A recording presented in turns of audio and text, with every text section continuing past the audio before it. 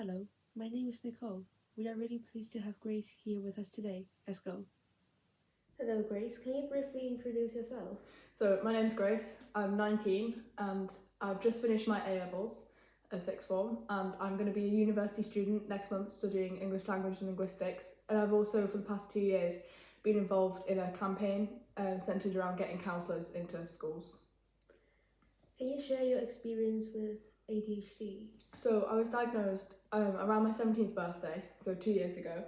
And for me, it really was life-changing. It kind of gave me a way to understand who I was and why I did why I did the things I do. So I think anybody who's around me for any kind of extended period of time can can tell I'm often quite hyperactive. I've got a lot of energy. I speak at a million miles an hour as well, which is something people always pick up on. So just kind of understanding that there's something wrong with me. Like it's not a bad thing. It's just my brain works differently than other people's. So kind of understanding that and accepting that was like really important for me. What advice can you offer to the individual with special education needs and with mental illness? So I think for specifically sort of SEND needs, understanding that just because your brain works differently than other people's doesn't make you a bad person. It doesn't mean that you need to change yourself. It doesn't, you're entitled to the support that you need as well. So your brain works in a different way, and if you need accommodations, whether that's in school, university, in the workplace, or anything like that, you are entitled to them, and you shouldn't feel bad about being different. And then sort of for mental illness, I would say, it sounds cliche, but to reach out, there is always someone there, whether that's sort of professional help, so GP, your doctor, counsellor, helplines, but also just don't forget about your family, your friends, teachers, colleagues, anyone who you can feel like you can talk to. It's always better to kind of speak about those things. And as well, just kind of I would say like managing your own well-being. This kind of goes to anyone.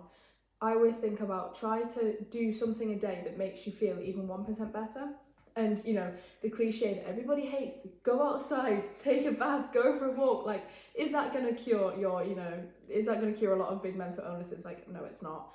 But it can make you feel a bit better. It can be reaching out, calling a friend, watching an episode of your favourite TV show. Like anything that just makes you feel a little bit better can sort of really help when you're going through those things, because unfortunately it's not an overnight fix. It doesn't just go away instantly. What inspired you to take part in a mental health campaign? So I've always thought it was important to kind of like speak up about issues that you sort of feel are important. And I have always thought about speaking about mental health is a really important thing, because I think it's important to break the stigma. But I got involved in our campaign through school, and then kind of just over the 2 years I was part of it, seeing our progress kind of really helped me sort of want to be involved in it. But yeah, I think even had I've not been a part of this campaign through school, I still think I would have been sort of advocating for mental health and things, because I do think it's really important. Was there a personal experience or a story that leads you to become an advocate for mental health? I think my diagnosis obviously was a big thing, because with with me being late diagnosed, I always kind of felt like, I was different, or as I got older, I sort of struggled with things which I now know are part of my ADHD, but at the time I didn't know. So that did take a kind of a toll on me. So that was a big reason for wanting to be a part of it as well. What are some of the key challenges that you face in promoting a mental health campaign, and how would you address them? There's many challenges, I think. When you first start off, it can be almost getting noticed and getting people to listen. Which I think you've just got to kind of keep going. Start you whenever a campaign or anything starts off, it's always going to start small. And then for one thing that we kind of as a group who are campaigning noticed was a lot of issues around sort of either with MPs or different people in power, either trying to get them to listen and kind of properly listen to what we say and not just put it on a list and move on. But also I think there's a lot of financial issues that we realised, a lot of issues to do with kind of funding, and we were sort of proposing, for example, pilot schemes of Year 9 pupils with school counsellors to help them improve their GCSE results. However, and that was put in place. However, for a while there was issues around who's going to fund it and things like that. So I think one strategy that we used was getting young people's testimonies and going to sort of these events or MPs or whoever it was and getting them to share what counselling did for them, because I think hearing somebody's testimony and how important it is to them can be really quite powerful in sort of making change. Right.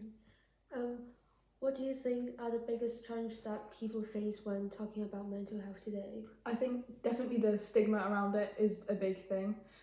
Especially in like men and sort of boys, it's the idea that you shouldn't talk about it, or you should be strong or not have emotions, and it's simply not true. We all have mental health, and it's, I think, one in 4 people in the UK will experience a mental health issue at any given year. So if it's not you, it's your family, your friends, your colleagues, whoever it is. So we really need to, I think, open up the conversation around mental health. So I definitely think the stigma, and also a challenge I think that people face is maybe like the long wait lists. I suppose the mental health system isn't as good as it could be. People are often having to wait for years and years to even access the support that they need, and they're often pushed to a crisis point until they can receive any support. So yeah, I think it's a mixture of things. In your opinion, what is the one thing that we can do to reduce the stigma around mental health? I think definitely having more open, honest conversations.